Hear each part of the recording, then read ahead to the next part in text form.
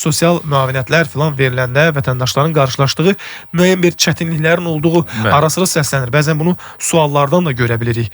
Siz bir vəkil olaraq öz praktikanızda nə kimi hallarla qarşılaşırsınız? 1 yanvar 2006-cı ilə qədər işlədikləri müəssisələrdə onların işləməsinə dair sənədlərin tapılmaması, arxiv arayışlarının mövcud olmaması və yaxud işə daxil olma, işdən çıxma əmrləri mövcud olsa da belə, əmək haqqı almaqları barədə arxiv arayışları, sənədlər mövcud olmadığına görə də Dövlət Sosial Müdafiə Fondu tərəfindən həmin dövrlər sosial sığorta stajı kimi bəzi hallarda qəbul olunmur və bu da məhkəmə mübahisəsinin predmetinə çevrilən hallardan biri budur. 1 yanvar 2006-cı ildən sonraki dövrlərdə artıq bu elektronlaşdırıldığına görə bu problemlərlə biz rastlaşmırıq. Burada problem ondan ibarət ola bilər ki, şəxs işləyə bilər, lakin işə götürən müəssisə həmin şəxsə əmək haqqını versə də belə, məcburi dövlət sosial sığorta ayrımalarını həyata keçirməmiş ola bilər həmin dövrdə. Bunu görmək, duymaq şansı yox idi. Bəli.